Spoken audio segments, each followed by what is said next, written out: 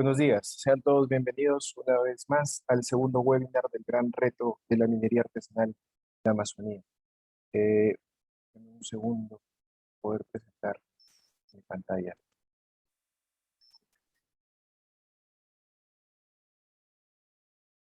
Ok, bienvenidos. Hemos titulado a esta entrega, que es parte de la serie de webinars técnicos que el equipo de Conservation Lab ha preparado, la fase de postulación del gran reto. A este webinar con el título de Cadenas de Valor del Oro, Retos y Oportunidades. Okay. Brevemente me presento, mi nombre es Ramón Escobar, soy especialista en minería artesanal a nivel de Latinoamérica y formo parte del equipo de Conservation Staff. El día de hoy seré el moderador de este evento.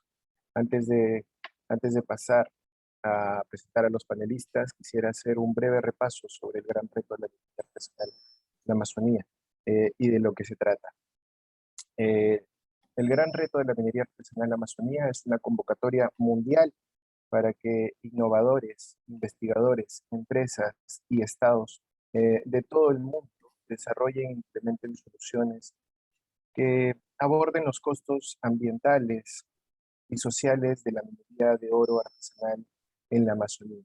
Tiene 1 millón de premios para las soluciones finalistas o ganadoras y es un proyecto ejecutado por Conservation Lab y financiado por la Agencia de los Estados Unidos para el Desarrollo Internacional, USAID, además de la Fundación Gordon Moore, Microsoft y Esri. La convocatoria se encuentra abierta y se cierra el 10 de noviembre. Los invito a que puedan presentar sus innovaciones, presentar sus aplicaciones entrando a la página web del Gran Reto. Todavía estamos a tiempo para presentar las aplicaciones. El gran reto, a su vez, tiene tres subcategorías que, de acuerdo a las características de las innovaciones que se presenten, podrán encajar en cada una de estas tres subcategorías. La primera subcategoría es el resguardo de los ecosistemas, donde buscamos innovaciones que nos ayuden a prevenir, remediar o restaurar los impactos generados por la minería en el ecosistema amazónico a lo largo del desarrollo de esta actividad, ya sea antes, durante o después de haber hecho minería. El segundo subreto o la segunda subcategoría es la de optimizar la cadena de suministro responsable. Hoy día este webinar está enfocado a este subreto. Nosotros queremos encontrar innovaciones que impulsen eh, un abastecimiento de oro responsable, que fomente la trazabilidad, la transparencia, y así tener o permitir una compra de oro ambientalmente responsable y socialmente equitativa. El tercer subreto es fomentar y mantener la formalización eh, en los 5 países donde venimos ejecutando eh, el proyecto o el gran reto de la minería artesanal en la Amazonía, que son Colombia, Ecuador, Perú, Guyana y Surinam. A nivel de políticas públicas, los gobiernos han implementado procesos de formalización con relativo éxito. Eh, Esta tercera categoría está enfocada a fomentar la formalización de los mineros artesanales, pero también a mantener a los mineros que ya se Recording in formalizaron progress. en una etapa de post-formalización. Entonces, lo que buscamos acá son innovaciones que ayuden al minero o a los gobiernos a tener acceso, comprensión y gestión del proceso de formalización y a mantener en una etapa de post-formalización aquellos mineros que ya lograron esta. Entonces, como bien dije, hoy día nos encontramos hablando sobre la cadena de valor del oro y nos acompañan 5 panelistas a los cuales agradecemos de antemano su tiempo y su colaboración para acompañarnos en este web. Eh, Tenemos a Omar Narrea, que va a ser encargado de la presentación principal. Explicando un poquito la dinámica de este webinar, vamos a tener una presentación de 20 minutos y después vamos a pasar a un panel de expertos donde haremos algunas preguntas y también el público podrá intervenir a través de sus preguntas. Omar Narrea es investigador asociado del Centro de Estudios sobre la Minería y la Sostenibilidad del CEMS de la Universidad del Pacífico de Perú. Eh, Eso obtuvo la beca Chevening en la University College de Londres. Es magíster en política social de la London Economic of School y ha participado en diversos talleres sobre entendimiento productivo de los mineros por la CEPAL. Además de eso, eh, investiga las cadenas productivas del café, del turismo y de la minería. Además, contribuye a medios peruanos con algunos artículos al respecto. Nos acompaña también Thomas Henschel. Thomas trabaja o es gerente de programas globales en Sweet Better Goal Initiative desde 1988. También es gerente de la Better Goal Initiative, discúlpenme la redundancia, con sede en Colombia. Thomas es experto en minería artesanal con más de 35 años de experiencia en la gestión de proyectos internacionales. Y es considerado un experto y reconocido internacionalmente para la reducción de mercurio en el sector de oro de la minería. Además, desde Colombia también nos acompaña Elizabeth Echavarría, coordinadora de proyectos de minería responsable de Solidaridad Colombia. Elizabeth es politóloga de la Universidad Nacional de Colombia y un máster en políticas públicas de la University College London, con 8 años de experiencia en diversos países de Latinoamérica, en temas de sostenibilidad de las empresas extractivas, gobernanza y incidencia vinculada a la artesanal y de pequeña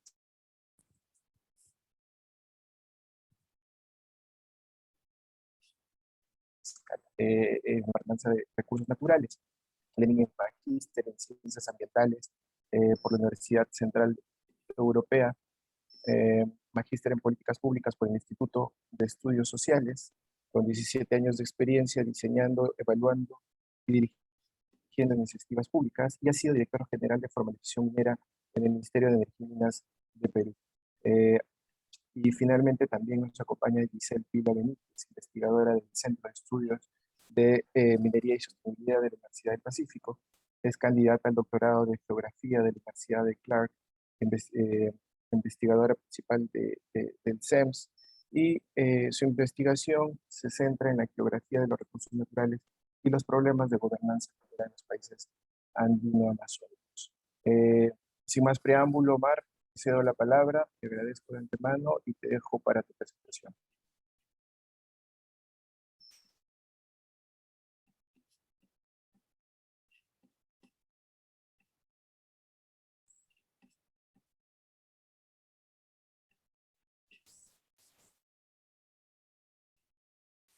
Buenos días, muchas gracias por la invitación. Gracias, Ramón. Me voy a centrar en hablar del suministro de la cadena del oro en Madre de Dios. Omar, Esta presentación proviene de un trabajo de consultoría e investigación que se hizo para el proyecto Prevenir. Participamos Gonzalo Delgado, Max Rutte, Jorge Núñez, Giselle, que también está en el panel, Villa Benítez, Alejandra Villanueva, y como asistente también Hernando, Gabriela Mosquera y Jorge Díaz. Omar, discúlpame que te interrumpa, ¿podrías encender tu cámara, por favor? Bueno, se puede, ya. Se puede acá. Perfecto. Trabajar así entonces. ¿Sí se puede ver la presentación si corre? Sí, por supuesto. Ya, muchas gracias, Ramón. ¿Qué es lo que hace especial a la minería en Madre de Dios, a la minería amazónica? En primer lugar, podríamos decir que esta pequeña minería es una gran proveedora de un metal muy valioso en la economía mundial, donde Perú está en uno de los tops como exportador. De hecho, esta MAPRE produce el 21% de la producción nacional, y Madre de Dios como región en sí produce 7 toneladas al año, poniéndole en sexta posición. Esto no es menor, porque si uno junta las reservas del Banco Central, probablemente en 4 años la producción de Madre de Dios se obtenga lo que hay en esas reservas del Banco Central de oro. Y hay una dinámica distinta cuando hablamos de la exportación, porque a pesar de que hay muchos productores, solamente un número reducido de empresas son las que exportan. Eso es importante para terminar hablando del tema principal de la presentación, que es la cadena de suministros. Finalmente, también la minería paga oro, paga un ingreso superior al de los lugares de donde vienen los trabajadores migrantes. También como premisa de esta presentación, es importante diferenciar el ciclo del minero tradicional, que lo conocemos como algo que empieza en prospección y exploración para conocer el mejor lugar y el lugar más rentable para explorar, a uno que continúa con la preparación y el desarrollo del proyecto para entrar recién a la fase de producción y beneficio, luego a la comercialización y reciclaje, que podría entenderse como el ciclo minero tradicional, a un ciclo minero MAPE, que si bien podríamos decir tiene normado todos estos procesos, no necesariamente se cumplen o se cumplen de manera muy débil. Algo que se reconoce es que la minería MAPE, Madre de Dios, se hace sin exploración, o en todo caso la exploración es bastante rudimentaria.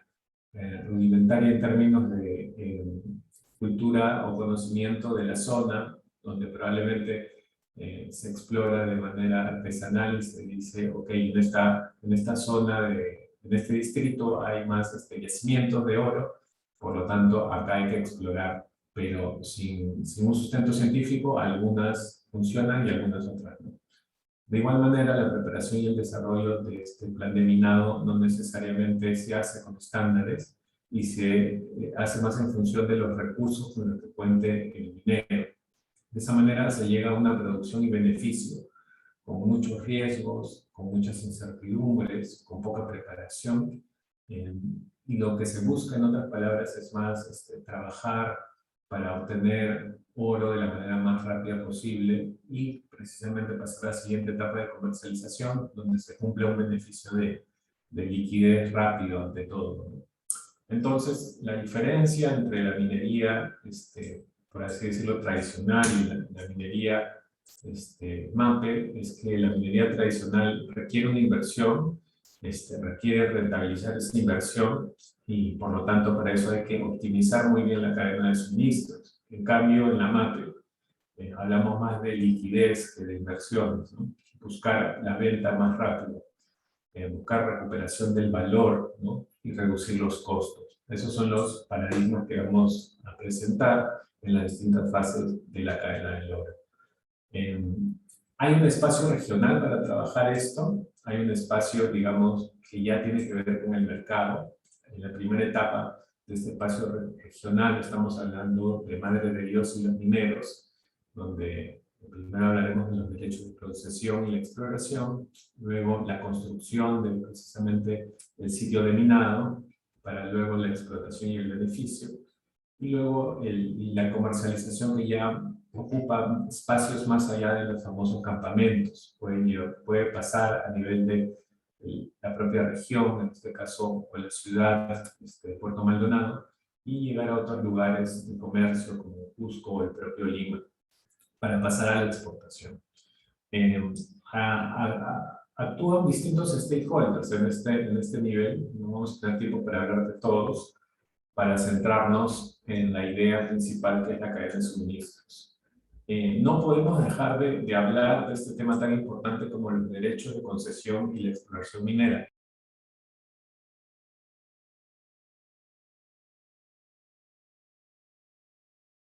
Omar, se te cortó el audio, ¿podrías activarlo, por favor?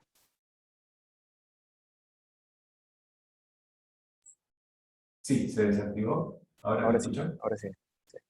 Muchas gracias, Ramón. Este mapa de cooperación del año 2016 nos ayuda a ver las concesiones mineras en el mapa.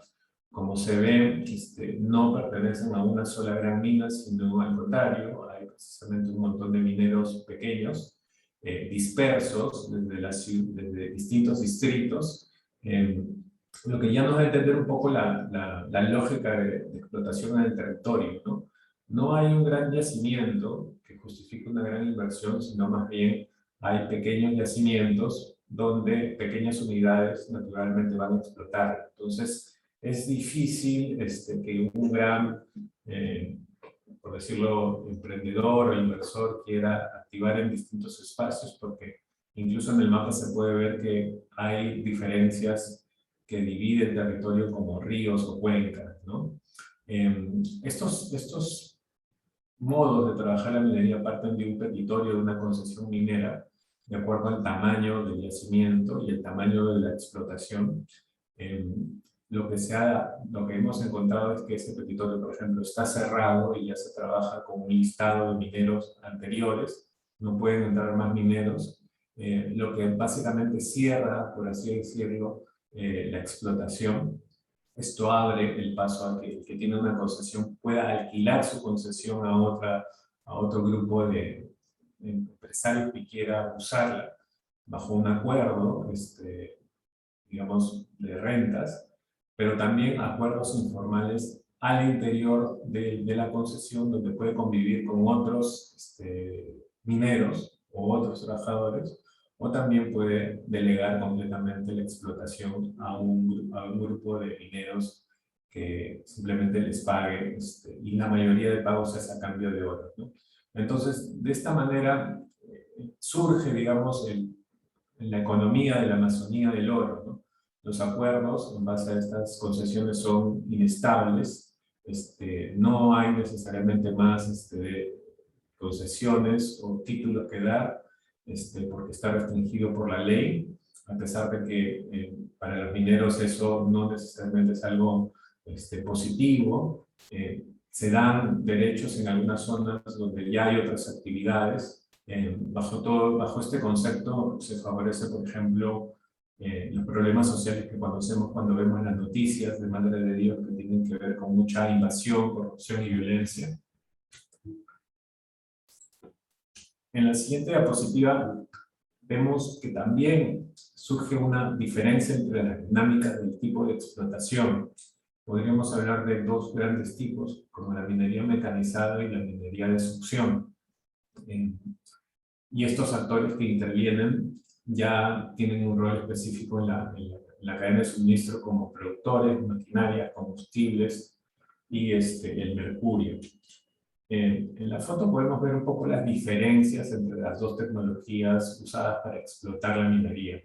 La primera es la minería de succión. Ahí podemos ver una balsa que se hace sobre un cuerpo de agua, o típicamente un lado del río, por así decirlo, o una zona que tenga acceso a fuentes de agua, y básicamente lo que se hace es ir cavando e ir expandiendo esa zona del agua, retirando los árboles y para sacar la tierra y lavarla en una especie de poza, y a través de ahí recoger los granos de oro luego de un proceso de, digamos, algo así como filtrado más manual, ¿no?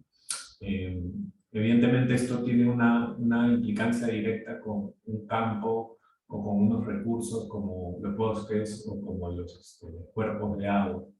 En el otro caso, ya hablamos de una minería más parecida a la minería de más alta escala, porque se va a trabajar directamente sobre cerros o sobre cuerpos físicos. Entonces necesitas maquinaria para ir, por así decirlo, rompiendo el cerro, llevándotelo en volquetes a otro sitio donde le hagas la especie de refinamiento y finalmente laves el proceso. Entonces es más intensivo en máquinas, y si uno quisiera dividir por esa cantidad de inversión, podría decir que la minería de succión requiere menos tecnología que la minería mecanizada. Las dos conviven en Madre de Dios, las dos son algo fácil de entender en el panorama. Si hablamos del primer actor, que es el minero, es importante diferenciar al minero del dueño de la concesión. El dueño de la concesión es alguien que tiene un título, alguien que también proviene del sector minero, pero que en la medida que se enfrenta a esas incertidumbres de las que hablamos, le podrían quitar el título, podría ser invadido, no necesariamente va a tener permisos luego de un tiempo, porque podrían cambiar las leyes y los procesos de formalización. Se enfrenta a una inversión riesgosa, por lo cual el explotar directamente la concesión implicaría digamos, tener bastantes riesgos bajo su plan de trabajo, que inclusive incluyen el cambio del precio del oro. Por eso tiene bastante incentivos a otro modelo de negocio, que es el de alquilar a algún grupo de trabajadores, que podríamos ya empezar a llamar mineros de la concesión, para que ellos, digamos, exploten la concesión y le paguen los resultados, que en este caso sería por medio del oro, ¿no? El tema es que, bajo ese concepto, ya el grupo de trabajadores mineros no sigue tantos estándares o no tiene incentivos más que a pagarle al dueño de la concesión por el uso en un tiempo determinado, que puede ser 1 año, 6 meses, o incluso hay acuerdos en los que le permites trabajar compatiblemente, digamos, mientras yo voy haciendo la parte de la concesión más rentable. Los trabajadores, probablemente es fácil identificar que vienen de regiones cercanas a Madre de Dios, que no es una región tan poblada, vienen con bajo nivel de capacitación, vienen a buscar pagos más altos en sus zonas de origen. Normalmente ellos buscan, por lo tanto, dinero, entonces les conviene trabajar en las minas más pequeñas porque ahí les ofrecen un pago en oro.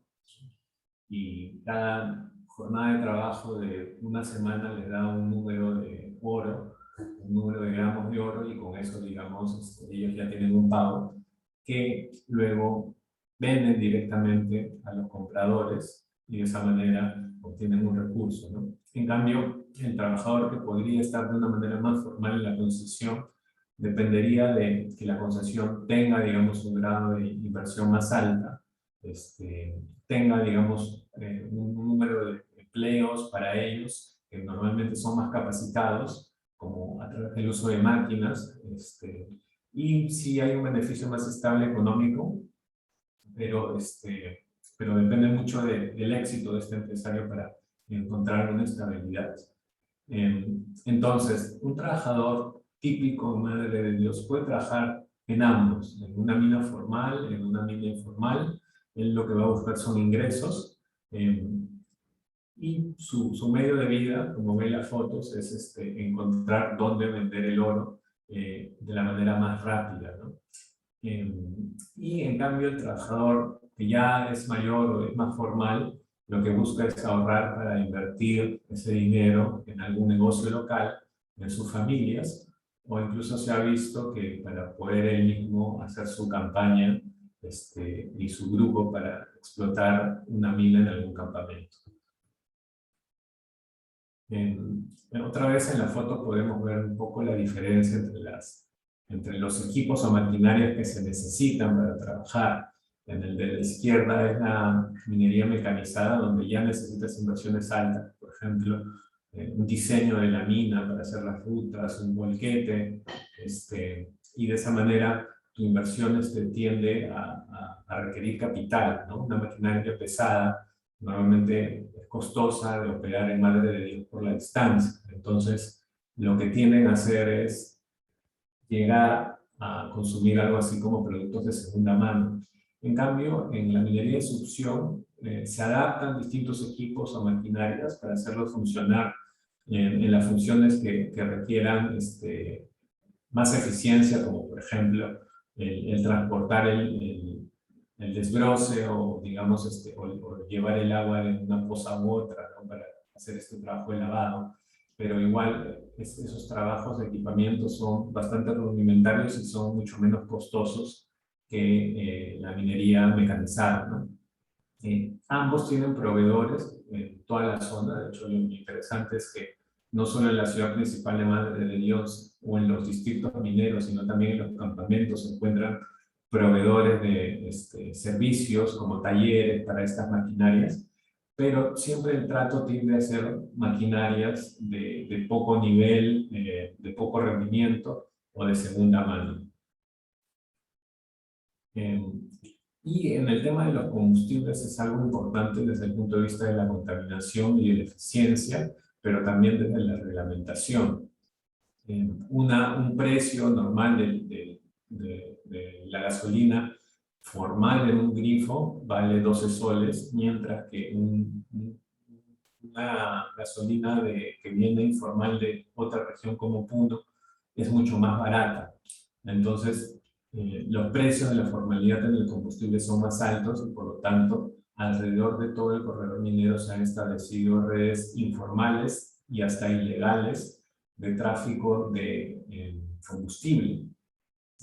Además, esto viene con flotas de transportes que tienen mala calidad o contaminan la Amazonía y no tienen problemas en dejar sus partes, por ejemplo las llantas, ¿no? O el mantenimiento que se le hace, sin ningún cuidado en términos de reciclaje o de ponerlos en lugares donde no contaminen. Entonces, esta es la cadena, no es el combustible solamente, es la cadena de combustible que también lleva a que se genere contaminación alrededor del corredor minero.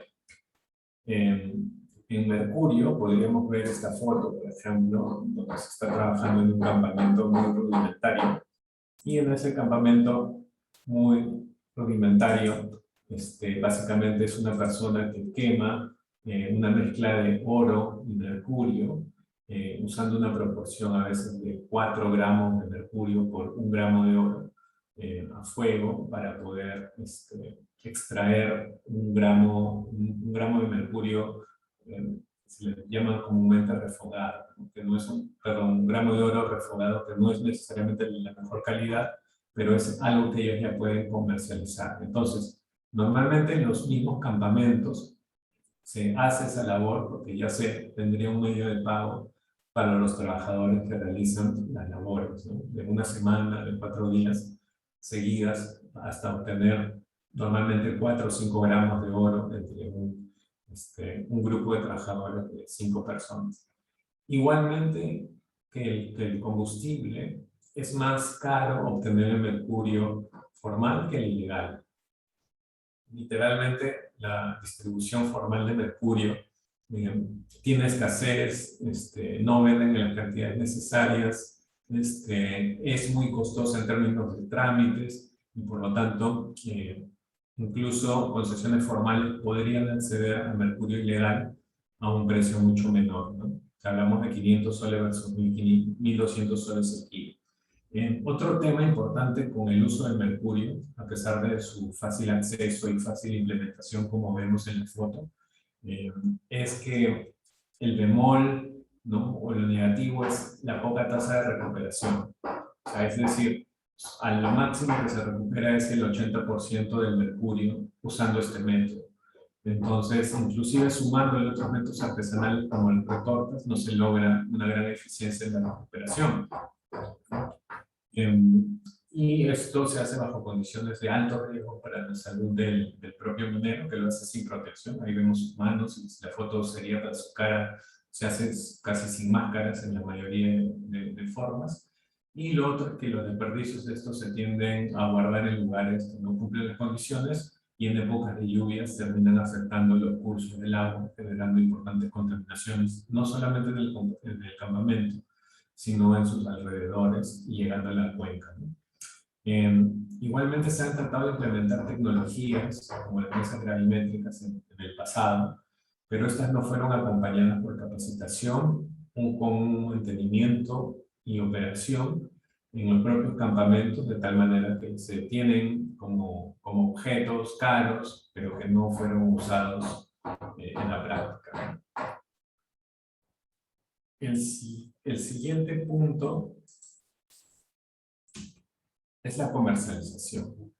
Uno puede encontrar el oro en la economía peruana, ¿no? Uno ve, por ejemplo, una calle limeña de Miraflores como Che y encuentra básicamente en un número de 10 cuadras, como 20 joyerías de oro, donde también compran oro y venden oro, y la mayoría proviene evidentemente de Madre de Dios. También pueden encontrar calles con joyerías en Madre de Dios, pero en menor escala porque básicamente su principal negocio es el comercio del oro puro, ¿no?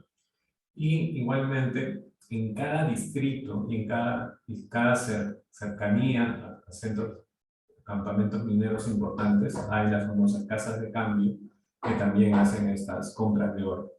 ¿Cuál es el negocio ahí? Que si el oro en el campamento vale 190 soles, acá le pagaron un poco más y de esa manera lo van, ¿cómo se dice?, acopiando para venderlo en una cantidad mayor a ciudades acopiadoras más grandes como Lima, o como Cusco, o como Puno, y de esa manera llevarlos a otros mercados, ¿no? Entonces, la dinámica es que esa producción del oro ha llegado a, digamos, a todo el mercado nacional. El 80% de la producción viene de Madre de Dios y es informal.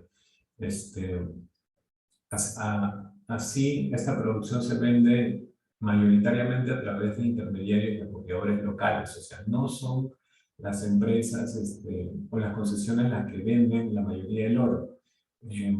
Por liquidez, por el pago de sus trabajadores, por necesidad de venderla a estas casas de cambio locales, etc. Entonces, el 95% del comercio del oro se hace por estos canales, ¿no?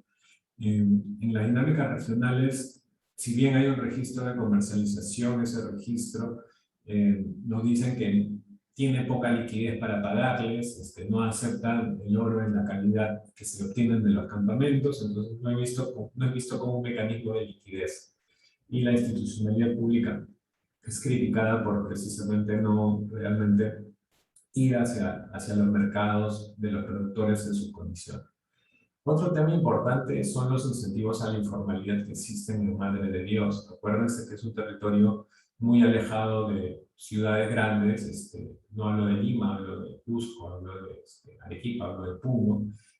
Además, hay mucha inseguridad, hay poca oferta de comisarías o policías, y dado el alto valor de esta mercancía, para cualquier minero llevarlo a vender, ¿no?, a un lugar formal implica más horas de tener que transportar un producto riesgoso donde podría ser asaltado. Entonces, de esa manera, hay muchos incentivos a vender el oro en el lugar más cercano para de esa manera asegurar los pagos y asegurar ingresos de los inversores formales o informales. En resumen, hay plantas de beneficio en Arequipa, Lima, Ica, donde llegan las cantidades grandes acopiadas. También hay destinos de contrabando hormiga que se llevan a Bolivia, Chile, Brasil, Ecuador. De esa manera llegan a las refinerías extranjeras. También a través de las empresas grandes, son pocas como dijimos, se llegan a esos mercados internacionales como China, India, Turquía y Emiratos Árabes. Ya para ir llegando a los puntos de conclusión de esta cadena de suministros, para nosotros el punto central era el tema de la creación de valor en esta cadena, pero también la pérdida. Perfecto, Ramón, con 5 minutos lo hacemos.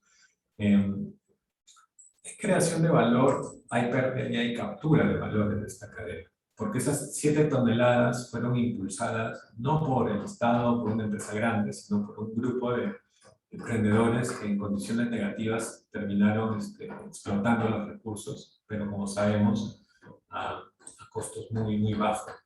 Desde los derechos de concesión o la exploración, ahí pues, se encuentra poca creación de valor y más bien la pérdida empieza ahí por las invasiones, la inestabilidad jurídica, la incertidumbre de cambios normativos, incluso de cómo vamos a operar en un tiempo de COVID por las reglas nacionales. Entonces el mecanismo básicamente es la captura de valor de un titular que busca arriendar su concesión sin importar las consecuencias. O también de invasiones que buscan ir a trabajar en las concesiones que no están siendo explotadas diciendo que están abandonadas, ¿no? Entonces no tienen reparos en meterse en las concesiones que vean no explotar. En el campo de la producción, esto es importante notar de que esas 7 toneladas que salen al año, al menos con los datos del 2019, producen, digamos, son producidas por un grupo de trabajadores o de empresarios mineros con su propio impulso de inversión y trabajo. Entonces hay una cantidad de empleo importante alrededor de la ruta de los corredores. Hay trabajos no solamente en la mina, en los campamentos, sino también en las ciudades a través de estos sistemas de talleres o de provisión de servicios, ¿no?, para el funcionamiento mecánico, pero también a través de hospedajes, comercios y otros encadenamientos económicos. Igual es pérdida porque sin una buena exploración uno tiende a dejar valor en las concesiones explotadas. Los yacimientos no recuperan todo, de hecho hablamos de que con el propio mercurio se saca no más del 80%, y los shocks climáticos paran las producciones y se generan meses o semanas sin trabajar. Igualmente los daños ambientales afectan la salud de las personas, afectan el medio ambiente, que genera más riesgos como inundaciones para las propias concesiones, y también de ríos abajo a través de esta contaminación de los tantos insumos de los combustibles como del mercurio. La captura se da porque quien tiene los suministros puede negociar con los que tienen la concesión o los que explotan las mineras. Les dicen, yo te doy gasolina, pero tú me pagas en oro, ¿no? O te doy un préstamo en tales insumos, pero tú después me das un porcentaje del oro que extrae, ¿no? O también se dan acuerdos para que un grupo de trabajadores vaya a trabajar los desechos o los relaves de la mina para sacar el poco oro que queda. Entonces hay mecanismos, digamos, de capturar el oro durante la producción. En beneficio igual, es muy ineficiente, no hay estándares de sostenibilidad, el oro refugado es menos valioso, hay que hacer gastos en la seguridad para las ventas, ¿no? Se lleva un mineral de alto valor. Igual hay desconocimiento de un oro ecológico por el tema de qué beneficios o mercados nos pueden abrir, y el cobro de oro es una captura de las más importantes que existen en esta comercialización. Finalmente, también a nivel de comercialización pura, la cadena está muy integrada hacia los propios centros productores. Hay asaltos, hay compras de ventas informales, hay acopiadores que sí tienen más información, y hasta hay bandas organizadas que, digamos, saben en qué campamentos o en qué zonas operan y en qué días para poder aparecer justamente cuando terminan de la jornada y sacan la producción de oro. Ya para ir terminando, hay algunas oportunidades que creo que podríamos discutir en la siguiente fase. Yo quiero hablar, creo que ya hablaron en otras reuniones de cambio tecnológico, que también es bastante importante como oportunidad de mercados, o también de las certificaciones, que creo que vamos a resaltar después. Pero algo importante que quería, de mi parte, resaltar para terminar esto era que en el estudio se encontró cadenas alternativas, cadenas productivas alternativas en Madre de Dios, para poder darle oportunidades a los trabajadores locales, ¿no? Sin lugar a duda, ninguna de estas cadenas en este momento compite con la rentabilidad de la marca, ¿no? Un trabajador que termina trabajando en un campamento gana 2 o 3 veces el sueldo mínimo, entonces está generando un ingreso. Sin embargo, el riesgo el que tienen su salud, en el que los asalten, en el que reciban accidentes es alto. De igual manera, las comunidades indígenas tienden a recibir muchas amenazas o efectos cuando hay mineros que están trabajando sobre sus propiedades o buscando desplazarlos o invadirlos, ¿no? Frente a eso, la opción de las cadenas alternativas se presenta más que todo como una oportunidad de largo plazo. En la medida que el turismo despegue, por ejemplo, se generan nuevas fuentes de empleo locales, se generan nuevos negocios. Entonces, ese trabajador minero que logra ahorrar, encuentra un lugar donde invertir para la siguiente parte de su carrera. Entonces, una de las recomendaciones que encontramos era fortalecer planes de vida de estos mineros para que no vean solamente la explotación para cobrar en oro y venderlo en ese día y terminar gastándolo como consumo en su misma zona, sino también pensar qué va a pasar en los próximos 10 años de su vida, para hacer planes de vida y ahorro y poder emprender en alguno de los negocios. Esto implica también un trabajo conjunto con el Estado para que promueva el turismo en Madre de Dios, que tiene mucho potencial, ciertas actividades agrícolas, pecuarias o acuícolas, que responden un poco a la cultura de la zona donde hay cierta afinidad cultural y expertise y tradición. yo me quedaría ahí porque si no tendremos que hablar bastante más. Y lo que quise es centrarme en la cadena de suministros. No sé, Ramón, tú dirás. No, gracias, Omar. Gracias por la presentación. Lamentablemente el tiempo es muy corto, así que pasemos al panel. No sé si podríamos prender las cámaras, Tomás, Isabel, Giselle y Lenny, por favor. Bueno, la primera pregunta quisiera hacérsela a Tomás, ya que él está también del otro lado de la comercialización, de la industria. Tomás, ¿por qué es tan importante la trazabilidad para la pequeña minería? ¿Y por qué es tan importante incentivar la trazabilidad para los mercados hoy en día? Mm. Bueno, en primer lugar, buenas tardes a todos. ¿Por qué es importante la trazabilidad? Bueno, yo creo hoy en día, por lo menos los compradores grandes, importantes, quieren saber de dónde viene el oro. Eso quiere decir, desde el refinador, el productor de la joya o el banco y el cliente final lo quieren saber. Si cuando compran algo, el mismo refinador, ¿qué oro compro ahí? Y ahí, digamos, la respuesta tiene que ser, bueno, solamente por trazabilidad del oro se puede saber de dónde viene el oro, ¿no? Y cuando yo veo que yo he visto ahora la presentación, agradezco mucho, muy interesante, me recordé mucho de algunos casi 30 años atrás, cuando yo tenía el honor, digamos, de participar, creo, en el primer estudio sobre Madre de Dios con el Banco Mundial y el Ministerio de Minería en Perú, se llama MIMA, Minería Informal y Medio Ambiente, ¿ya? Y muchos de los problemas ya se tenía antes, medio ambiente, destrucción, los temas sociales y bueno, la informalidad y todo esto. Con la diferencia hoy en día es otra escala, tal vez esta escala 10 veces más o 20 veces más, qué sé yo.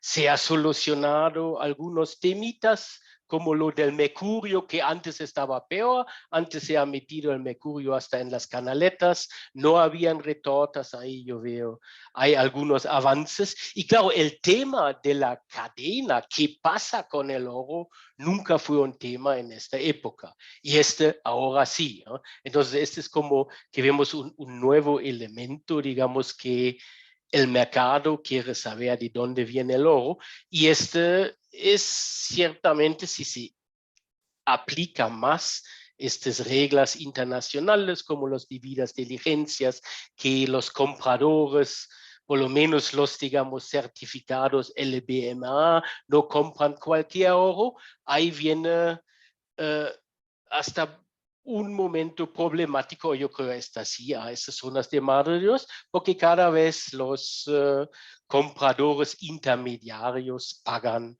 menos, ¿no? Entonces, y para nosotros, digamos, solamente es interesante un oro que cuenta con una trazabilidad, ¿no? Y esto, por supuesto, empieza en la mina, va por la planta de procesamiento, en este caso por lavadero, y de ahí producen sus pepitos o su oro, muchas veces lo funden, hay un doré, y dónde va eso entonces para todo documentar hasta dónde va. Y en el momento cuando entra ahí un rescatador o un comercializador local, ya es difícil la trazabilidad porque ahí se pierde, se mezcla, ¿no? Entonces, nosotros vemos casi la única forma posible de mantener la trazabilidad es cuando hay una, digamos, mina y ya va directamente a la exportación, ¿no? Si hay más intermediarios, cada vez más difícil y muy alto el riesgo, yo diría, de que una contaminación del oro. Entonces nosotros, y creo que todo el mundo hoy en día está trabajando fuertemente en la trazabilidad, sea documental, ¿ya?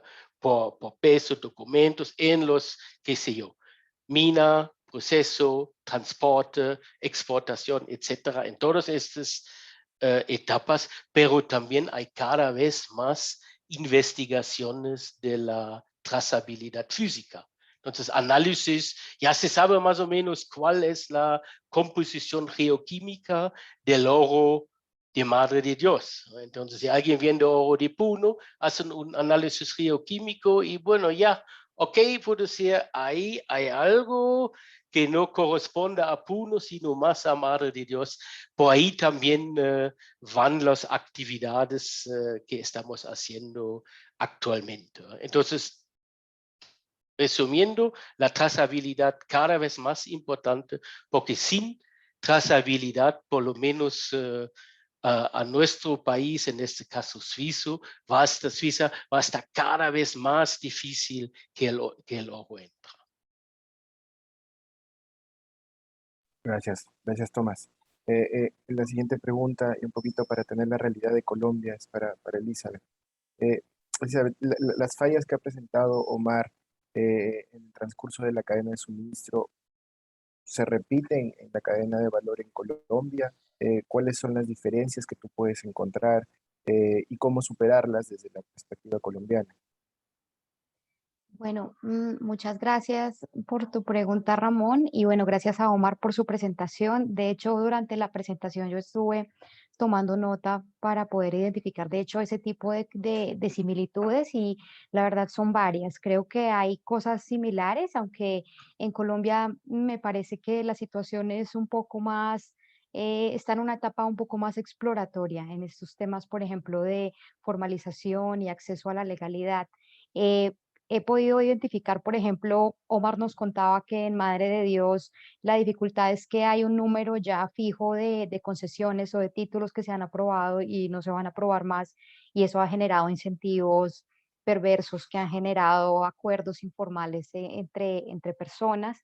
En Colombia la situación es un poco diferente. De hecho, la Amazonía colombiana es muy extensa, pero hay muy poca minería formal en la zona. Digamos que por ser área frágil ambiental, el 60% más o menos de la Amazonía está en áreas que son excluidas para hacer minería, ya sea porque son reservas forestales o reservas naturales, o también porque son resguardos indígenas. Entonces hay muchas barreras para acceder a titulación o a acceso a permisos para hacer minería de manera formal en el área de la Amazonía.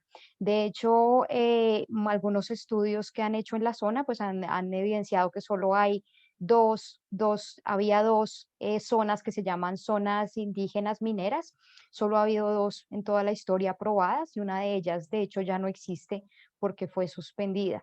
Entonces, digamos, es sumamente difícil. Hay un número de títulos aprobados en la Amazonía, pero muchos de ellos no están en explotación, solo están, digamos, aprobados. Y la mayoría de la minería que se da en la Amazonía, al menos minería de oro, es minería aluvial que se da en los ríos. Esa es otra similitud que vi con la presentación de Omar. Es muy similar al tipo de minería que Omar llamaba de succión. Aquí también encontramos ese tipo de extracción en los ríos de la Amazonía. Esa minería está, digamos, considerada como extracción ilícita en Colombia porque usa dragas, que son estas máquinas que, digamos, remueven el sedimento en los cauces de agua para sacar el oro, y pues esto se ha demostrado que causa daños ambientales bastante graves, como cambiar los cauces de los ríos o generar sedimentación. Entonces está considerado como minería que no trabaja en la legalidad y pues se puede ver en las noticias que muy frecuentemente se da destrucción de esta maquinaria, incautación de esa maquinaria, y hay muy poca minería, digamos, subterránea. Es poca la que se da, poca minería de beta.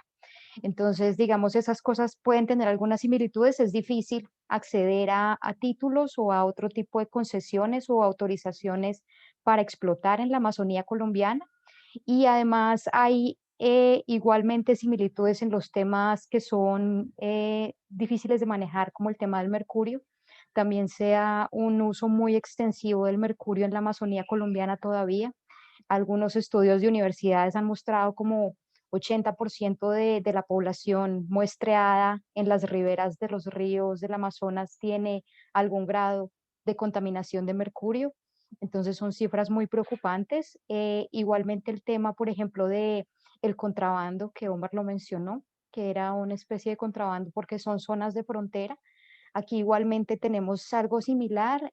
Las cantidades de oro que se reportan oficialmente como extraídas en los departamentos amazónicos en Colombia son muy bajas comparadas con el total nacional. Algo así como el 1% del oro que se produce en Colombia sale del Amazonas oficialmente. Pero se sospecha que grandes cantidades de oro sí se están extrayendo, pero se sacan por contrabando hacia Brasil probablemente. Entonces es otra dificultad grande que debemos superar, cómo poder controlar esos movimientos irregulares del mineral, que hace mucha falta, digamos, poder llegar a esa zona con política pública minera para poder promover la formalización en las zonas que es viable, en las zonas que son susceptibles de hacer minería sin afectar estas reservas forestales y también poder desincentivar la minería que está por fuera de lo legal, poder hacer mayor control a estos grupos que incluso algunos por el conflicto armado de Colombia, pues algunos de estos grupos que hacen minería en los ríos están relacionados con grupos armados y con, eh, digamos, grupos que no son los que deberían estar haciendo este tipo de actividades. Entonces sí se requiere una combinación de control de la explotación ilícita y promoción de la formalización en la zona, pero en general hay bastantes similitudes, digamos, claramente los marcos legales difieren, pero son bastante similares las oportunidades y las barreras que se pueden encontrar a lo largo de los dos países. Gracias, Elizabeth. La siguiente pregunta es para Lenny, que fue director general de formalización aquí en Perú. ¿Qué rol juega el Estado en toda la cadena de suministro? ¿Cómo podría incentivar a mejorar algunos de los eslabones de la cadena de suministro, Lenny? Entonces, ¿nos Sí. podrías explicar un poco eso? Hola Ramón, buenos días con todos. Gracias por la invitación. Muy interesante la presentación de Omar. Y sí, justamente estaba un poco pensando desde mi experiencia tomando algunos apuntes y varias de las cosas que he apuntado, un poco adelantándome a tu pregunta, venían desde lo que podría ser, digamos, el Estado, ¿no? En este rol importante de mejorar, digamos, la formalidad y la trazabilidad en la cadena de valor del oro. Y creo que para tratar de resumir un poco la idea, creo que hay dos puntos fundamentales que de alguna manera también se muestra en el documento que han producido Omar, Giselle y otros colegas, ¿no? Que es, diría yo, primero construir un entorno de seguridad ciudadana para la gente que vive en Madre de Dios, ¿no? La criminalidad es una amenaza importante para la economía minera en esta región, ¿no? Y acá yo sí quisiera hacer un énfasis en la necesidad también de explorar por qué en todos estos años, más de 10 años, digamos, de aplicación de una política de lucha contra la minería ilegal, la estrategia del Ministerio del Interior ha estado centrada básicamente, digamos, en el desarrollo de operativos, aun cuando las fuerzas del orden en el Perú, por ejemplo, han tenido experiencias pues exitosas, interesantes de involucramiento de la ciudadanía en estrategias de control del territorio, ¿no? Y creo que esa es una pregunta importante que hay que hacer y que hay que resolver, digamos, en el proceso de política pública. ¿Qué hacer para que la ciudadanía del corredor minero, por ejemplo, se involucre más en estos procesos de control del territorio, ¿no? Porque sin eso, efectivamente, cualquier esfuerzo de visibilizar el origen legal del oro se va a hacer cada vez más complicado, ¿no? Y otro elemento fundamental es, digamos, cómo incrementamos la credibilidad del sector minero. En el documento que nos han compartido, por ejemplo, se sugiere la importancia de invitar actores económicos formales al territorio, pero lo que tenemos en los últimos 10 o 12 años es que gran parte de los actores formales que existían en este territorio, ya sea cooperación internacional o empresas, digamos, formales, se han ido retirando de Madre de Dios justamente porque, digamos, el entorno de gobernabilidad se ha vuelto cada vez más complicado. Y yo creo que el retorno de estos actores, ya sea para que traigan tecnología o traigan inversión, etcétera, pasa, entre otras cosas, por, digamos, mejorar esta credibilidad del sector y que puede impulsarse o que debería impulsarse en todo caso con incentivos y facilidades para que los mineros puedan, entre otras cosas, acreditar el origen del mineral que ellos comercializan, que es, digamos, creo, uno de las tareas pendientes todavía. Ha habido importantes avances con el registro especial de comercializadores de oro. Hay todavía una brecha, aun cuando normativamente ya los mineros tienen la obligación de declarar su producción, eso todavía no se ha tangibilizado, ¿no? Y hay sí una demanda, que yo por lo menos leí cuando estaba como director y posteriormente, que es que los propios mineros le solicitan al Estado un certificado de que la producción que ellos están, digamos, el oro que están extrayendo proviene realmente de su concesión, ¿no? Y obviamente, digamos, con la cantidad de mineros MAPE que hay a nivel nacional, digamos, el Ministerio de Energía y Minas no tiene el brazo operativo para poder certificar, digamos, la producción de los más de 50,000 mineros que existen en ese registro. Y ahí el rol del gobierno regional, de los gobiernos regionales, creo que podría ser central, ¿no? Para que esta certificación no sea solo documental, porque como decimos cotidianamente, el papel aguanta todo, ¿no? Entonces, justamente por los problemas que ha habido en Madre de Dios, con empresas que trabajaban para activos mineros que fueron luego investigadas por la fiscalía, es que los mineros mismos, en la realidad, creo que solicitan, digamos, habría que ver qué tipo de servicio, y ahí sería interesante ver qué tipo de colaboración puede haber entre el sector público y privado para que los mineros puedan acreditar que los 100 gramos que están vendiendo salen efectivamente de la concesión, ellos tienen autorización, ¿no?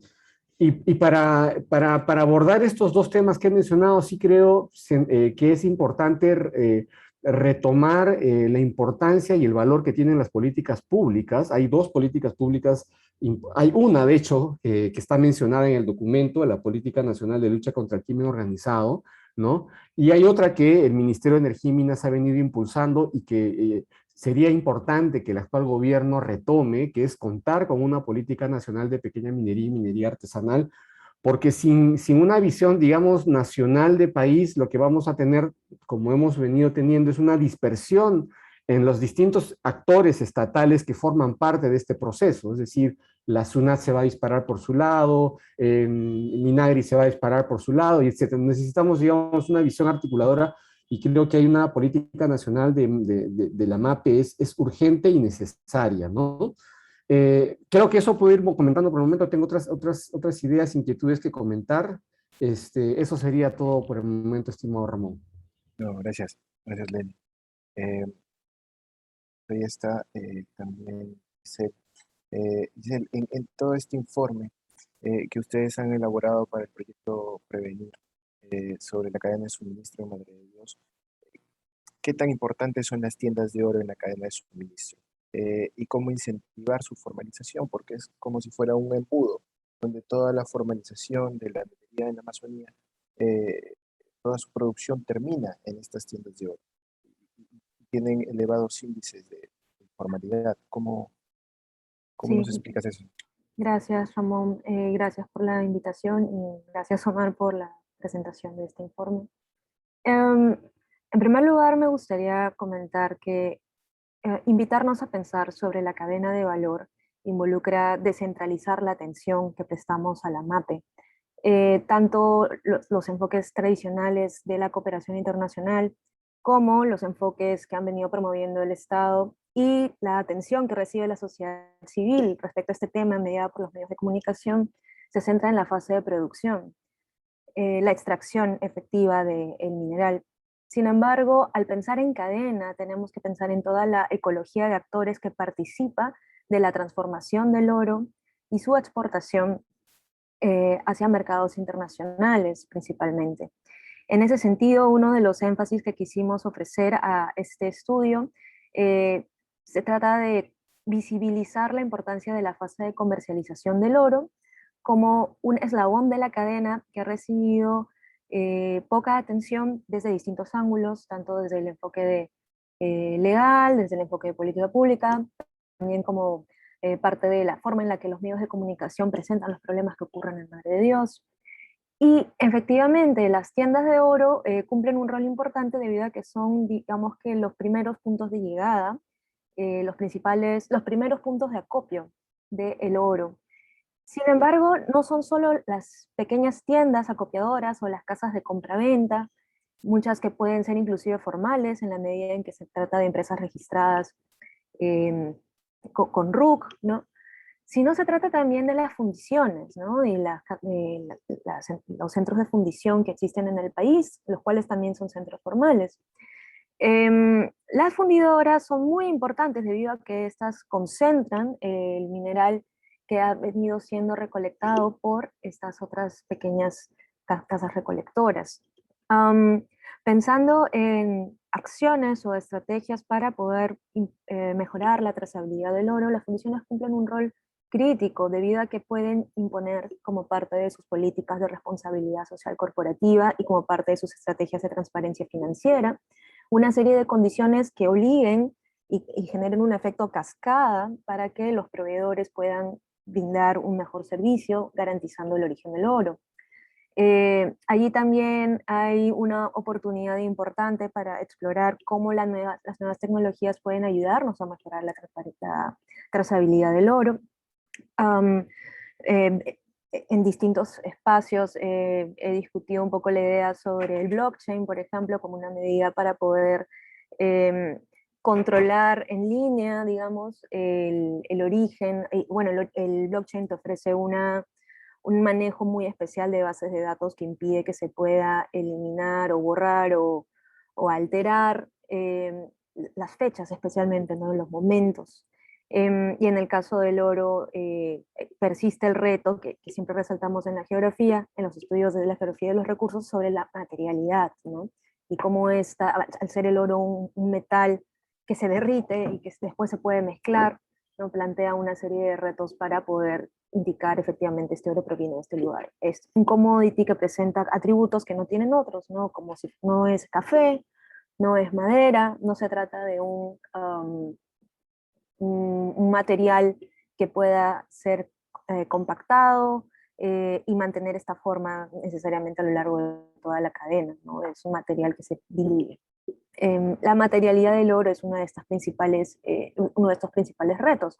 Y justamente referido al tema de la base material del oro, es que la provisión de tecnología limpia y formal es un elemento crucial, ¿no? Como comentó Lenin, ha existido una fuga de empresas formales que ofrecían maquinaria formal para el desarrollo de la MAPE en Madre de Dios, ¿no? Y justamente es a partir de un tema reputacional principalmente, ¿no? Pensar en la cadena de valor nos invita a pensar en los actores del sector privado también, ¿no? Y en qué rol pueden cumplir ellos para ofrecer un servicio necesario a nivel local, pero en cuya ausencia obliga a los mineros a acceder a lo que pueden, lo que ellos denominan maquinaria hechiza, ¿no? O lo que nosotros llamamos maquinaria ad hoc, que son estos ensamblajes precarios para poder suplir la falta de una oferta formal de maquinaria. Esta oferta formal de maquinaria puede ayudar a mejorar la trazabilidad del oro también, debido a que podemos contar con los registros de los motores o los registros de las distintas piezas que se utilizan en el proceso de extracción y procesamiento del oro. Entonces, esta primera intervención me gustaría cerrarla resaltando la importancia de la colaboración de múltiples actores, el sector público definitivamente, pero también del sector privado. Apuntar este tema que también planteó Lenin anteriormente y que nosotros destacamos en el informe, que es este tema reputacional, es la imagen que proyecta Madre de Dios como una zona en donde se produce únicamente oro ilegal y que genera una respuesta en los mercados, ¿no? Y en los mercados que ofrecen insumos que podrían ayudar al minero a poder mejorar su capacidad productiva, ¿no? En última instancia es importante transformar estas narrativas de la economía moral del minero y de poder transformar y de poder presentar que la MAPE es un medio de vida viable y limpio. y esto se desarrolla con dos ejes al menos, ¿no? Que es un poco lo que pensamos en el informe, ¿no? Por un lado, en efecto, mejorar la oferta de tecnologías limpias, invitar a los actores del sector privado a que inviertan en ofrecer estas tecnologías limpias, a que inviertan también en generar estos canales de financiamiento a través de créditos. Y por otro lado, hay una dimensión a nivel de sociedad, de transformar la forma en la que entendemos la pequeña minería como un motor de desarrollo productivo para especialmente zonas empobrecidas del país. Gracias, gracias, Giselle. Ahora, volviendo a Tomás, y entrando un poquito más al tema de certificaciones. Eh, ¿Cómo están las cosas, Tomás? ¿Qué tan difícil sería para una organización de mineros en la Amazonía certificarse, llegar a certificaciones que son importantes? Ok, bueno, ya hemos escuchado que hay problemas múltiples, ¿no? Si yo digo una certificación o una producción responsable, este es un tema. Para eso yo necesito una mina formal donde los dueños o si es cooperativa, asociación o los socios están interesados, entonces se lo puede lograr. Hay tecnologías, ahí no veo el problema. Y entonces hay digamos, o dos o tres operaciones formales, sean certificados o con otro sistema de producción responsable, pero ese es un tema. Con este tenemos la producción responsable, pero todavía el oro no está en el mercado. ¿Ya? Entonces, y ahí yo veo el principal problema.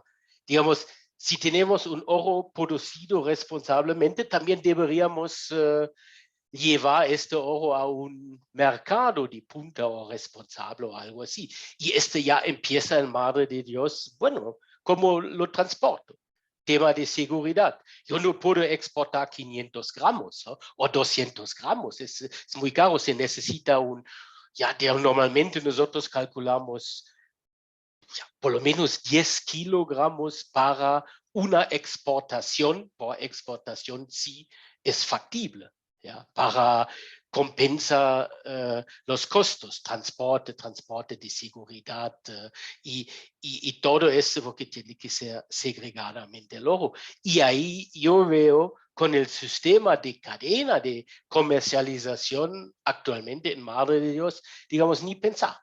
¿Ya? Digamos, si yo sería minero, bueno, ¿qué hago? Yo no tengo la posibilidad de, tal vez, de unirme con 2, 3 vecinos y vemos hasta qué conjunto tenemos 10 kilogramos.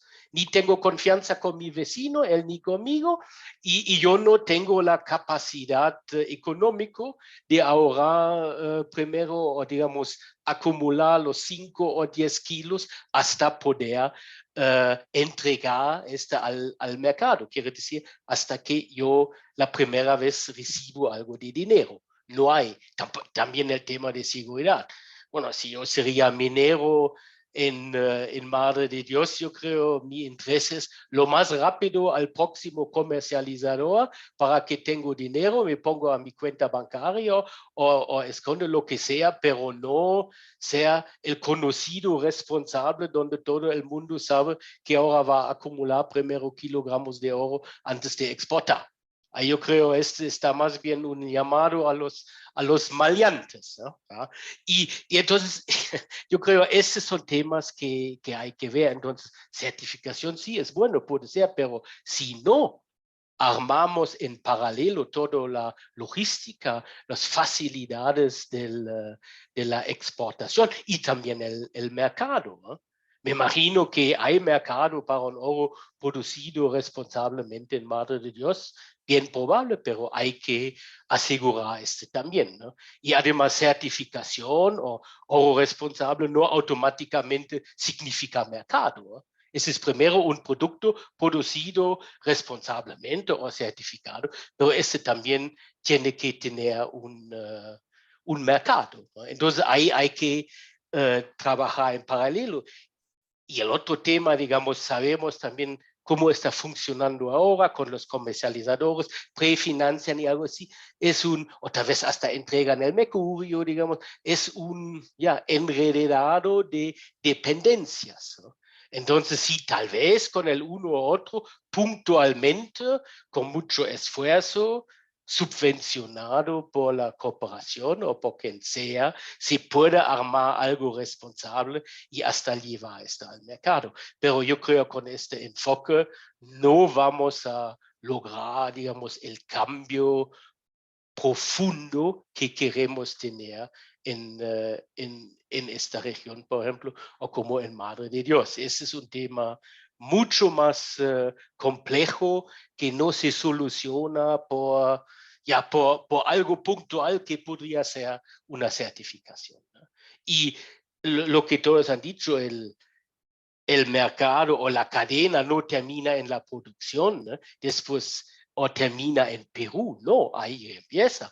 Digamos, si va a nuestros países en Suiza, va primero al refinador, después va a un otro transformador, después va alguien que produce los primeros, qué sé yo, las cajas de relojes, después va a la empresa que produce los relojes con el ojo y ahí recién al mercado digamos, individual al consumidor. Entonces, la cadena es mucho más complicado y cada uno, digamos, de estos transformadores, refinadores, productores, tienen una idea o esperan algo del oro que compran o con quienes trabajamos. Entonces, también ahí, el tema es muy complejo y, digamos, y definitivamente no de solución rápido, sea una producción responsable, una certificación. Yo creo que este es un buen inicio, pero ahí recién empieza, digamos, el verdadero trabajo. Con nuestra experiencia, sea en Colombia, sea en Perú, al final lo más difícil es hacer la producción minera responsable. Armar después la cadena con todo lo que es logística, con los diferentes actores, de juntar todo eso, que todos están alineados. Ahí yo veo, ese es por lo menos igual un gran esfuerzo que no podemos subestimar, ¿no?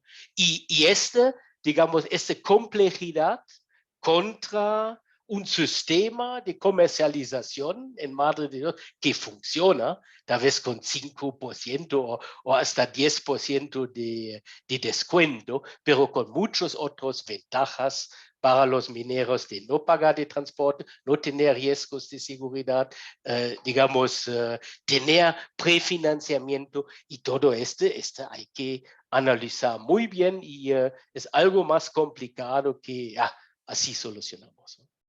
Ese es un poco mi mensaje. Y con Lenin fuimos ahí. Digamos, ni hay interés por parte de las empresas de transporte de valor, de acumular o transportar el oro de Madre de Dios. No, no hay. Entonces, ¿qué se hace?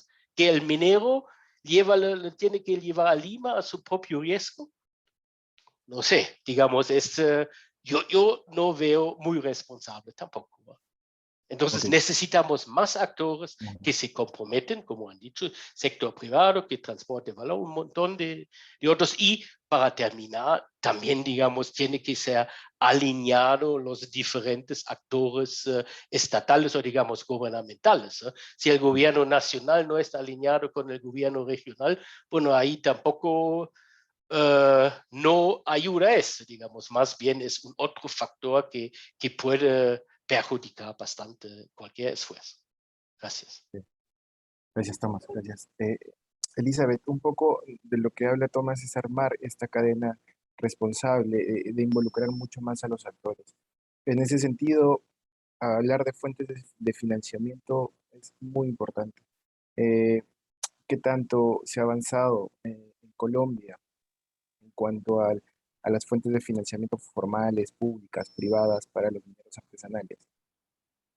Bueno, pues eso es algo muy importante para poder, digamos, fortalecer a los pequeños productores y que puedan implementar mejores prácticas y ser un negocio cada vez más sostenible y rentable. Pero creo que en el país y creo que en general en todos los países latinoamericanos que compartimos la Amazonía, pues la dificultad ahí es, bueno, en general, para los mineros de oro de pequeña escala y artesanales, pues hay muchas dificultades para acceder a financiamiento por la desconfianza del sector bancario, que es un sector pues que tiene bastantes riesgos identificados y es un sector muy averso al riesgo. Entonces difícilmente ellos ven como una opción involucrarse con un sector que tiene tantos factores detrás que pueden comprometer la reputación o la estabilidad del negocio de una institución financiera. Es bastante complicado poder acercar a los mineros responsables a fuentes de financiación formales, aún a esos que están muy comprometidos y muy avanzados en los temas que tienen que ver con su cumplimiento legal, incluso con esfuerzos más allá de responsabilidad social y medioambiental. Digamos que eso es un trabajo de largo aliento. Primero hay que recorrer un gran camino de llevar una buena proporción de los mineros a la legalidad, ya que puedan empezar a construir una mejor imagen dentro del público en general y dentro de estos proveedores de servicios que están en su ecosistema. Y también hay que empezar a apoyar a esos mineros que todavía están mucho más lejos de acceder a este tipo de cosas porque tienen dificultades incluso para ser formales. Entonces ahí creo que es muy importante, hablando de estos temas, particularmente en zonas amazónicas, empezar a pensar en cómo podemos acercar a esas personas que se dedican a la minería en esas zonas que son frágiles ambientalmente, para que hagan una minería bien hecha y se puedan sumar a esta masa crítica de mineros que están cambiándole un poco la cara al sector. Pero creo que ahí es importante también, no sé, aprovechando un poco la pregunta que le hizo a Tomás, hablar un poquito de por qué es tan difícil que los mineros rompan esa barrera de acceder a trabajar formalmente.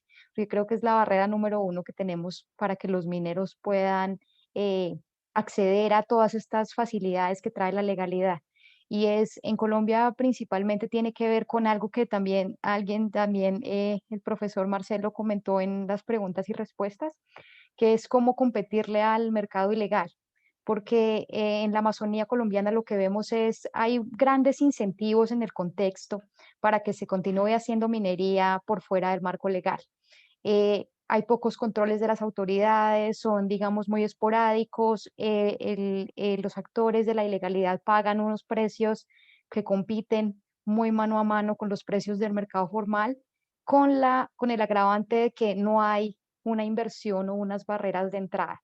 Entonces el minero puede hacer la minería sin tener que gastar dinero o hacer inversiones en estudios, en prospecciones, en hacer lo que se necesita para tener una licencia ambiental y demás, y empezar a recibir un muy buen precio por su mineral. En cambio, para poder empezar a hacerlo legal, tendría que hacer una gran inversión, un gran esfuerzo, y pues la recompensa no es muy evidente, porque hay una ausencia grande del Estado en estas zonas, entonces le requiere grandes inversiones y le trae pocos beneficios desde el punto de vista del minero como actor racional. Entonces es importante que como desde la institucionalidad se empiecen a hacer más esfuerzos para que la Amazonía empiece a ser una zona más considerada por los actores de la autoridad minera. Está bien que hay dificultades en la zona, gran parte del territorio no es susceptible para la minería, pero hay zonas en las que se está haciendo minería, seguramente se seguirá haciendo minería porque el recurso sigue estando allí disponible. Entonces es importante que se haga esa extracción mineral de la manera más responsable y cumpliendo con todas las leyes para que podamos lograr avanzar más en estos temas más lejanos como certificaciones, acceso a financiación y demás. Entonces creo que es un camino largo por recorrer, pero hay cosas que ya se empiezan a identificar en el contexto que se pueden hacer a manera de recomendación. Ahora, eh, eh, para continuar tu respuesta, el código CRAFT puede ser un buen acompañante para estos mineros que todavía no tienen armada una cadena de suministro responsable. Bueno, pues creo que el código CRAFT es un esfuerzo muy interesante de cómo acercar a los mineros que están más lejanos de un cumplimiento ya, por ejemplo, de una certificación con auditorías y demás, pero también hace falta, digamos, poderlo llevar más a la vida real con más casos reales para poder identificar cómo puede mejorar. porque digamos en el tema de la Amazonía sí sería, digamos, el básico para poder acercarlos de alguna manera, pero igual sigue siendo un estándar alto, quiero decir, igual los estándares mínimos para hacer una minería que cumpla con las guías de debida diligencia internacionales siguen siendo estándares bastante altos y básicamente requieren por lo menos que el minero esté ya dentro de un marco de legalidad, ya sea un minero artesanal que hace su minería en el lecho de un río o a partir de material de descarte, pero que por lo menos cuente con estar trabajando en una zona autorizada, que por lo menos esté registrado en su alcaldía, tiene que cumplir ya con varias cosas. Entonces pienso que para poder empezar a trabajar con un código como el CRAFT en zonas de la Amazonía, ya fuera colombiana o peruana, creo que hace falta primero una base de legalidad y de promoción de la formalización que llame a la gente a quererse interesar por estos temas. Sigue siendo, por supuesto, viable, pero hay que trabajarle todavía bastante. Gracias, gracias, Elizabeth. Lenin, hay una recomendación en este informe que nos indica que la solución podría ser la centralización de la compra de este oro. En Perú ya se ve esto, ¿no? Por activos mineros, pero también no ha resultado. ¿Tú crees que esa es una solución para fomentar un poco la trazabilidad o la responsabilidad del mineral en la Amazonía? Sí, bueno, justamente lo había apuntado como un tema importante, porque como decía Giselle, el tema de la cantidad de acopiadores que además se evidencia en el estudio que han publicado es un problema para la trazabilidad, ¿no? Entonces, yo sí creo que una de las pocas vías de solución en Madre de Dios pasa por relanzar un mecanismo de compra de oro centralizado, puede ser una iniciativa público-privada, ¿no? Que justamente aborde este tema de la gran dispersión de acopiadores locales que afecta, digamos, el proceso de trazabilidad, ¿no? Y que además, para superar quizás o aprender del pasado, ¿no? Un poco al estilo de lo que hace NAMI en Chile. Obviamente NAMI, digamos, aborda otro tipo de realidad en términos ambientales, etcétera, pero en Chile tenemos un modelo interesante con Enami, con una empresa que pues, termina comprándole la producción a los mineros a precios, digamos, razonables, ¿no? Exigiendo estándares ambientales y sociales adecuados, ¿no?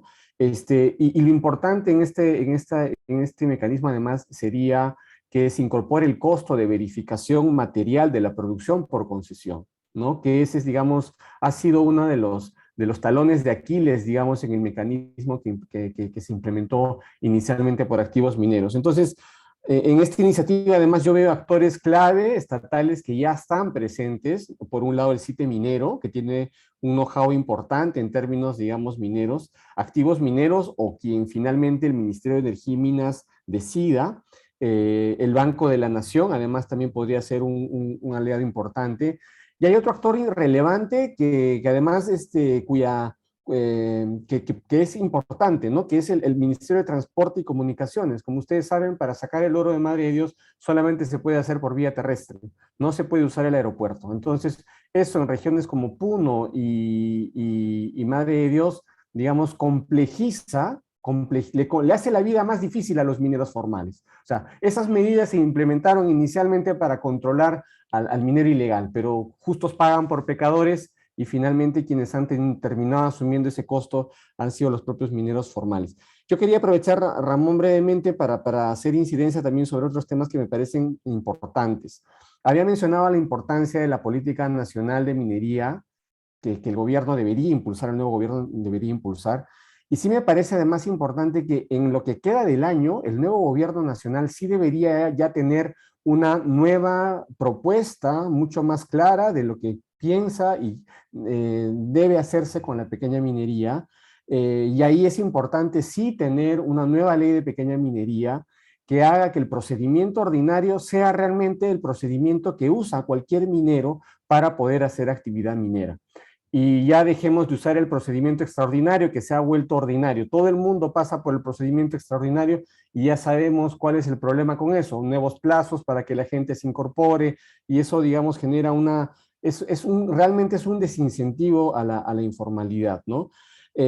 Otro tema importante también para, digamos, para valorar la cadena de valor es la fiscalización. Y acá sí me parece importante el tema de la dotación de recursos a los gobiernos regionales para que haya una fiscalización que además sea disuasiva con respecto de una cultura del incumplimiento que lamentablemente se ha extendido. Para compartirles una experiencia, cuando estábamos en el Ministerio de Energía y Minas, nosotros fuimos a campo a tratar de brindar asesoría técnica a los mineros y era realmente, en muchos casos, no en todos los casos, pero a veces había que hasta rogar al minero para que, digamos, pueda acceder a la asistencia técnica, porque simplemente no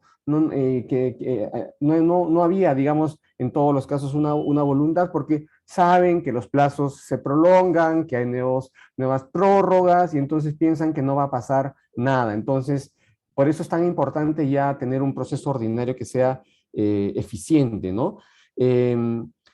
Quería hacer un par de comentarios muy breves también, si me permite, Ramón, sobre el tema de las concesiones, que es un tema que sí está mencionado en el estudio y que es muy relevante para Madre de Dios.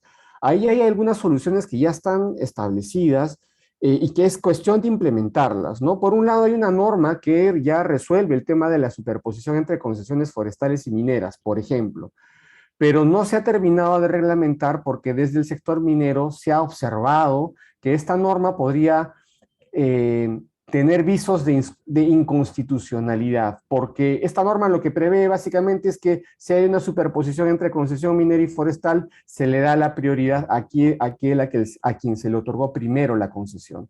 En el caso de las concesiones mineras, digamos, lo que se argumenta o lo que se argumentó en su momento desde entidades como Ingemed es que sería inconstitucional redimensionar una concesión minera, porque eso podría traerle luego al país problemas en el ámbito judicial, ¿no? La ley forestal, dicho sea de paso, sí permite el redimensionamiento de concesiones forestales. Y para el tema de las concesiones caducas también es un tema clave para Madre de Dios. Si no se resuelve eso, vamos a tener problemas serios en el tema de la trazabilidad y para eso se había trabajado. Y hay un PL, por ejemplo, un proyecto de ley para que de manera temporal se pueda reotorgar autorizaciones mineras en zonas caducas, excluyendo obviamente aquellas zonas donde ya existen concesiones forestales, ¿no? Entonces quería comentar eso porque me parecen puntos claves también para avanzar en Madre de Dios. Gracias, Ramón. No, gracias, Lenny. Y para terminar, Giselle, la última pregunta. Tú comentabas un poco de la tecnología, ¿no? Cómo podía ayudar la tecnología, hablabas un poco de blockchain, pero además de este blockchain, cómo la tecnología podría ayudarnos a brindar más seguridad, más transparencia a la cadena de suministro. Me parece que pensar en alternativas tecnológicas tiene que pasar por cumplir múltiples objetivos a la vez, debido a que un objetivo aislado no va a completar otro. Contextualizo esto. Recientemente, la plataforma Delphi, que es una plataforma que recoge información para el Banco Mundial y con el apoyo de la organización PACT, lanzó un informe sobre los objetivos del desarrollo sostenible y la pequeña minería, ¿no? En un esfuerzo por tratar de ver cómo transformar el sector podría ir alineado a el logro de los ODS. Una de las principales lecciones que obtuvimos de este informe es que la transformación productiva y el uso de tecnologías limpias tienen que venir necesariamente de la mano o tienen que venir empacadas en simultáneo con un desarrollo tecnológico limpio y productivo. Y es allí que tenemos que encontrar el balance adecuado. Me parece que no podemos continuar pensando en alternativas tecnológicas que cumplan únicamente un objetivo de sostenibilidad ambiental, sino que también provean viabilidad económica. Es importante encontrar este balance y allí los modelos de negocio de las firmas proveedoras y los modelos de negocio de las empresas mineras importan mucho. Como una ampliación, ¿no? En el informe nosotros escogemos hablar de firmas de la pequeña minería como una empresa emergente. debido a que consideramos que es importante tratar al pequeño minero como un empresario. Constituye una pequeña empresa, pero este enfoque del desarrollo de un emprendimiento que puede ser sostenible se extraña mucho, ¿no?, en el desarrollo de distintas estrategias de apoyo al minero. Y es en el marco de este enfoque de pequeño empresario que los mecanismos de crédito y distintos otros apoyos que se puedan ofrecer para el minero tendrían que venir acompañados de viabilidad, de sostenibilidad ambiental, ¿no? En síntesis, lo que planteamos es que estos mensajes vengan acompañados, empaquetados con alrededor de una sola oferta, ¿no?, que haga que para el minero sea atractivo transformar sus prácticas de modo que pueda también generar mejores ingresos. En el caso de la cadena misma, de la cadena per se, especialmente para los comercializadores, las soluciones tecnológicas, como hemos oído muchas veces, no solo aquí, pero en distintos espacios, ¿no?, existen, ¿no? Formas de garantizar un amalgamado, el refugado del oro, alternativas al mercurio, el uso de las mesas gravimétricas, son todas historias que ya conocemos, que se han venido aplicando en Madre de Dios. Las alternativas tecnológicas per se, las innovaciones, la maquinaria en concreto, es viable, es económicamente viable, tenemos un estado del arte actualmente que nos podría ayudar a impulsar este proceso, ¿no? Se trata, y vuelvo a enfatizar aquí, de un tema de hacer que esta oferta llegue al territorio, que llegue a la zona y que sea un modelo de negocio viable tanto para el minero como para la firma o la empresa que lo ofrece, ¿no? Entonces, sí encuentro que la transformación tecnológica es crucial como un camino para garantizar la sostenibilidad económica y ambiental, ¿no? Y vuelvo una vez más al tema reputacional. No puedo dejar de enfatizar eso, debido a que convocar a nuevas empresas, convocar a nuevos actores económicos que puedan invertir en transformar especialmente la fase del origen de la cadena, involucra cambiar la forma en la que comprendemos Madre de Dios.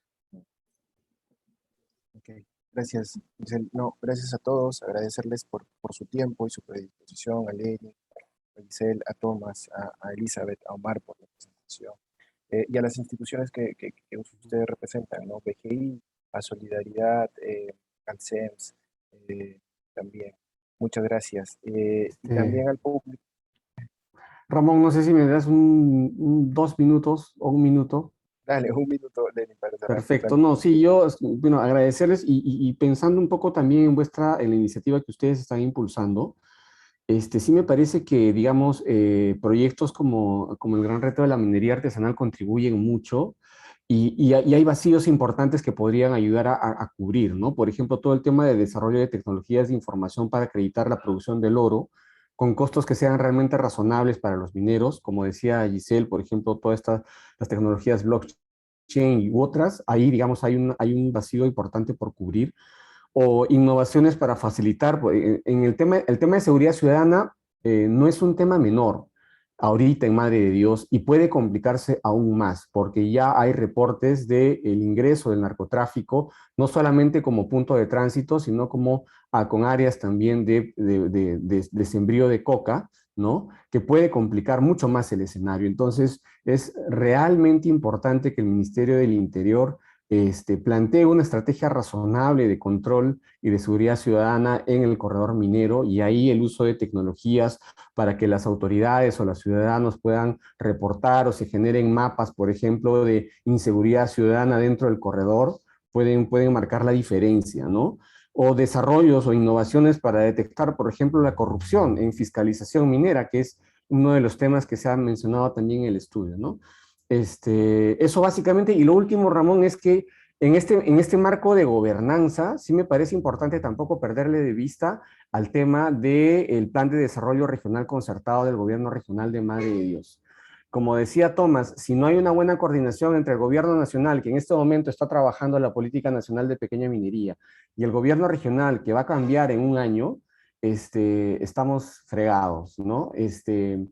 La minería debe ser parte de una visión de desarrollo, de desarrollo sostenible de Madre de Dios, y eso debería estar plasmado en su principal instrumento de política, que es este Plan de Desarrollo Regional Concertado. No sabemos quién entrará luego de este gobernador, que ha sido realmente, este gobierno regional, por lo menos desde mi experiencia, ha tenido mucha predisposición para avanzar en el tema. Si ese factor no continúa en el tiempo, digamos, va a ser más complicado para el sector minero avanzar en la sostenibilidad. Eso nada más, Ramón. Gracias. Gracias, Tomás. Gracias, discúlpame. Gracias. Bueno, creo que no hay algunas preguntas. Lo único que queda, ya no hay tiempo para preguntas. El tiempo ha sido muy corto. Agradecerles a cada uno de ustedes por su tiempo y al público que nos está acompañando, invitarlos al siguiente webinar, que será el jueves 30 de septiembre a la misma hora. Y nos vamos a enfocar sobre los consejos de los finalistas ganadores de la primera ronda. A través de sus testimonios podrán ver qué tan fácil ha sido el camino, el gran reto, qué cosas o qué experiencias han obtenido. El registro se hace en la página web que ustedes están viendo, y agradecerles por su tiempo a todos ustedes. Muchas gracias y hasta luego. Gracias.